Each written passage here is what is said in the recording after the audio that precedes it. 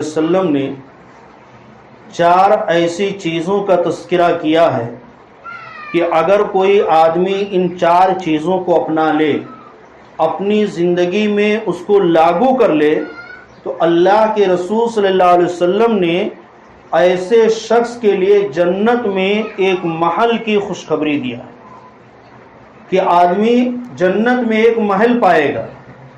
آج دنیا کے مفاد کے لیے، دنیا کے فائدے کے لیے ہم کتنی کوششیں کر جاتے ہیں، لیکن وہ گھر جو ہمیشگی والا ہے، جس کے لیے فنا نہیں ہے، یہ دنیا کی زندگی، دنیا کا گھر یہ عارضی ہے، یہ چند دنوں کے لیے ہے اور اس کے بعد یہ ختم ہو جائے گا، دوسرے کے ہاتھوں میں چلا جائے گا۔ لیکن وہ گھر جو ہمیشہ رہے گا، کبھی وہ ختم نہیں ہوگا، اس جنت کے خوبصورت محل کی خوشخبری دی گئی کہ جو شخص 4 چیزوں کو اپنی زندگی میں ڈھال لے، ان 4 چیزوں کو اپنی زندگی کا حصہ بنا لے، وہ شخص کل قیامت کے دن جنت کے محلات میں ہوگا۔ وہ 4 چیزیں کیا ہیں؟ حضرت علی رضی اللہ تعالیٰ عنہ کہتے ہیں کہ اللہ کے رسول صلی اللہ علیہ وسلم نے فرمایا، اِنَّا فِي الْجَنَّةِ لَغُرَفًا، کہ بے شک جنت میں کچھ محلات ہیں، کچھ گھر ہیں، تُرَى ظُهُورُهَا مِن بُطُونِهَا، کہ اس کے باہر کا حصہ اندر سے دکھتا ہے، اس کی صفائی، خوبصورتی، چمک ایسی ہے کہ اندر سے اس کے باہر کا حصہ دکھتا ہے۔ وَبُطُونُهَا مِن ظُهُورِهَا، اور اس کے اندر کا حصہ باہر سے دکھتا ہے، یعنی اندر سے باہر والا حصہ اور باہر سے اندر والا حصہ دکھتا ہے۔ اتنا خوبصورت اور اتنی اس کی صفائی اور ستھرائی اور چمک۔ فَقَامَ إِلَيْهِ أَعْرَابِيٌّ، حضرت علی کہتے ہیں کہ ایک بدو، ایک دیہاتی یہ سن کر کے کھڑا ہوا، فقال، اور کہا، لمن ہی یا رسول اللہ، کہ اللہ کے رسول صلی اللہ علیہ وسلم یہ گھر کس کے لیے ہوگا؟ یہ بھی ایک ایمان کی تازگی کی علامت ہے۔ ہمارے اندر آج وہ صفتیں نہیں پائی جا رہی ہیں کہ ہم جنت کی باتیں سنیں، جنت کے خوبیوں کی باتیں سنیں، اللہ کے انعامات کی باتیں سنیں، ہمارے دل پہ اثر نہیں پڑتا۔ وہ صحابہ کرام ہمیشہ آخرت کی فکر میں رہتے تھے۔ جنت کی ایک کمرے کے بارے میں سنا، ایک گھر کے بارے میں سنا کہ اتنا خوبصورت گھر ہے، فوراً لالچ میں آ گئے، اس کے لیے خواہش ہوئی، جذبات ہوئے، اور فوراً کھڑے ہو کر سوال کر رہے ہیں، لمن ہی یا رسول اللہ، بےتابی ہے، بے چینی ہے، بتائیے اللہ کے رسول کس کے لیے ہے، یہ گھر کس کو ملے گا؟ فقال، اللہ کے رسول صلی اللہ علیہ وسلم نے فرمایا، لمن اطاب الکلام، یہ اس شخص کے لیے ہے جو اپنی گفتگو کے اندر، اپنی بات چیت کے اندر، اپنے بحث و مباحثے کے اندر نرمی اختیار کرتا ہے، نرم گفتگو کرتا ہے، ترش رو کھڑوس نہیں بنتا ہے، بلکہ اچھے انداز سے گفتگو کرتا ہے، نرمی کے ساتھ، پیار محبت کے ساتھ باتیں کرتا ہے، جھڑک کر کے جواب نہیں دیتا ہے، تو یہ اس کے لیے ہے۔ اللہ کے رسول صلی اللہ علیہ وسلم کے بارے میں اللہ تعالی نے قرآن میں اپنا احسان اور اپنی نعمت کا ذکر کرتے ہوئے کہا کہ اللہ کی رحمت یہ ہے کہ آپ نرم دل ہیں۔ لو کان فظا غلیظ القلب، اگر آپ سخت زبان اور سخت دل ہوتے تو یہ آپ کے آس پاس جو صحابہ کی جماعت ٹکی ہوئی ہے، آپ کے ارد گرد جو آپ کے ساتھی بیٹھے ہوئے ہیں، لنفضوا، تو یہ سب آپ سے جدا ہو جاتے، الگ ہو جاتے۔ جس سے پتہ کیا چلا کہ نرم کلامی اور نرم دل یہ انسان کو لوگوں میں محبوب کر دیتا ہے. اور ایک حدیث کے اندر اللہ کے رسول صلی اللہ علیہ وسلم نے فرمایا کہ جو عزت اور مرتبت، جو وقار اور درجہ نرم کلامی سے، نرم دلی سے ملتی ہے، وہ سختی سے نہیں مل سکتی. سختی اختیار کرنے سے، چڑچڑاپن ہونے سے لوگ ڈر سکتے ہیں، لیکن لوگوں کے دلوں میں اس کی عزت نہیں ہو سکتی. لہذا دیکھیے، جو سخت زبان ہوتا ہے، مزاج کا کھڑوس ہوتا ہے، لوگ اس سے کنارہ کش ہو جاتے ہیں، بظاہر ڈرتے ہیں. وہ ڈرتے نہیں بلکہ اس برائی سے، اس خرابی سے دور رہنا چاہتے ہیں. کون جائے گا اس سے منہ لگنے، کون جائے گا بات کرنے، ابھی کچھ سنا دے گا، کچھ کر دے گا. تو وہ کیا سمجھتا ہے کہ میرا بھاؤ ہے، میری وقار ہے، مجھ سے لوگ ڈرتے نہیں. وہی جب 2 قدم پیچھے ہوتے تو برائیاں بیان کرتے ہیں. لیکن جو نرم کلام ہوتا ہے، نرم دل ہوتا ہے، اس کے پاس لوگوں سے میل ویوہار کے تعلقات ہوتے ہیں. اللہ کے رسول صلی اللہ علیہ وسلم کی زندگی میں نرم کلامی کی مثالیں دیکھنے جائیں تو حدیث کے اندر بہت ساری مثالیں ملیں گی. 2 مثالوں کو میں اختصار کے ساتھ ذکر کرتا ہوں جس سے بات سمجھنے میں آسانی ہو. ایک شخص آتا ہے، کہتا ہے کہ اللہ کے رسول صلی اللہ علیہ وسلم مجھے زنا کرنے کی اجازت دیجیے، بدکاری کرنے کی اجازت دیجیے. ہم اور آپ ہوتے تو کیا کرتے ہیں؟ فوراً بھڑک جاتے ہیں، بدتمیز، کیا کر رہا ہے، کیا تو بک رہا ہے. اللہ کے رسول صلی اللہ علیہ وسلم رحمت للعالمین ہیں، اس کو بٹھاتے ہیں اور کہتے ہیں کس کے ساتھ زنا کرے گا؟ اپنی ماں کے ساتھ زنا کرے گا؟ کہا نہیں اللہ کے رسول نہیں. کہا اپنی بہن کے ساتھ زنا کرے گا؟ نہیں اللہ کے رسول اس سے بھی نہیں. اپنی خالہ کے ساتھ زنا کرے گا؟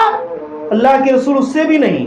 اسی طرح سے کچھ رشتوں کو گنایا اور گنانے کے بعد ہر ایک کے جواب میں اس نے کہا نہیں ان سے نہیں.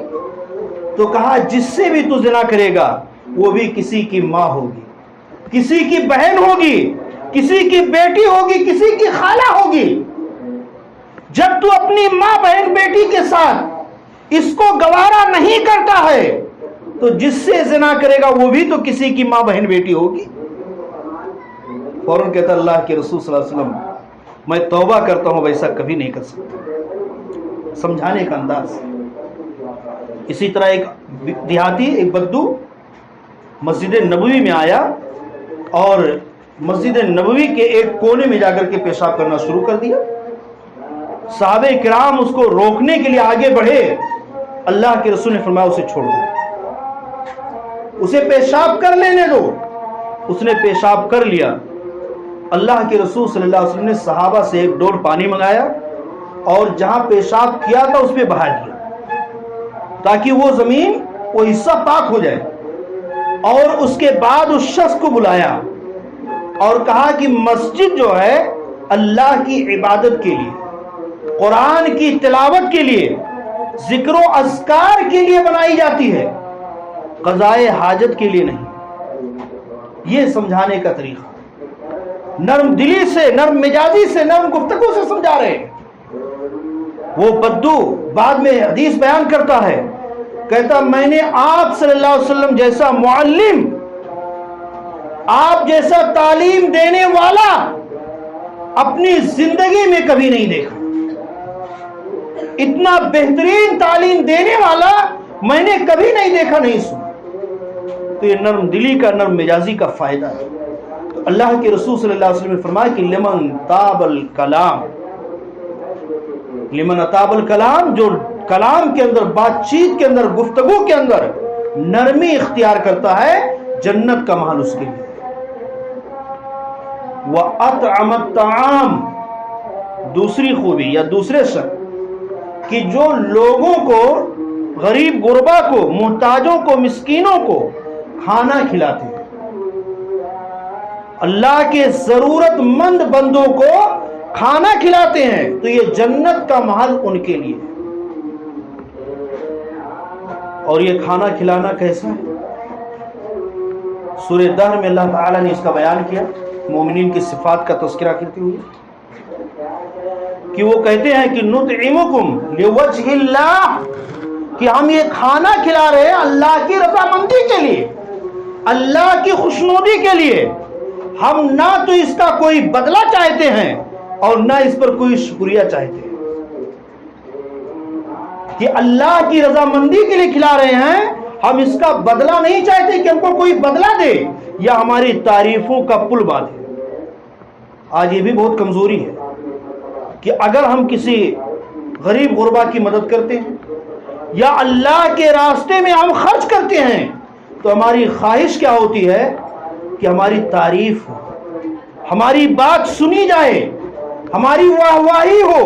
یہ بہت بڑی بیماری ہے جو ہمیں اپنے اندر سے نکالنے کی، ختم کرنے کی ضرورت ہے، ورنہ یہ سارا کا سارا عمل، یعنی جو بھی خرچ کر رہے ہیں وہ سب بیکار اور رائے گاں چلا جائے گا، اس کا ثواب نہیں ملے گا۔ اس لیے جو بھی اللہ توفیق دے، جو بھی اللہ کے راستے میں غریب غربا پہ، مسجد مدرسے میں جو بھی خرچ کریں،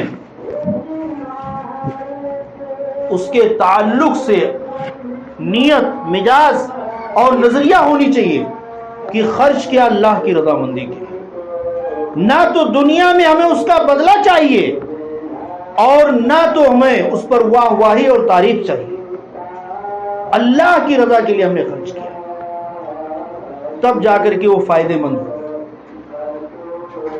اور اللہ کے رسول صلی اللہ علیہ وسلم نے ان 7 خوش نصیبوں کا تذکرہ کیا کہ جو قیامت کے دن عرش کے سائے کے نیچے جگہ پائیں گے، اور اس دن عرش کے سائے کے علاوہ کوئی سایہ نہیں ہوگا، اور سورج بالکل سروں کے اوپر ہوگا، پسینے میں لوگ کانوں تک ڈوبے ہوئے ہوں گے اور منہ میں پسینے کا لگام پہنے ہوئے ہوں گے، یعنی اتنا منہ تک، آدھے منہ تک پسینہ میں ڈوبے ہوئے ہوں گے۔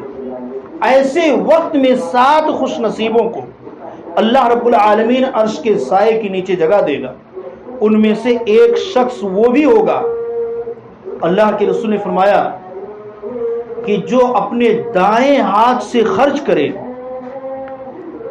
تو بائیں ہاتھ کو بھی خبر نہ ہونے پائے کہ اس نے کیا خرچ کیا ہے، اتنا چھپا کر کے اور اتنا پوشیدہ طور پہ اپنے مال کو خرچ کرتا ہے کہ اس نے دائیں ہاتھ نے کیا خرچ کیا بائیں کو بھی خبر نہیں ہو پائی۔ مطلب کیا ہے کہ خرچ کیا وہ جانتا ہے اور اللہ جانتا ہے، کسی اور کو خبر نہیں ہونے دیا۔ تو ایسا شخص بھی قیامت کے دن عرش کے سائے کے نیچے جگہ پائے۔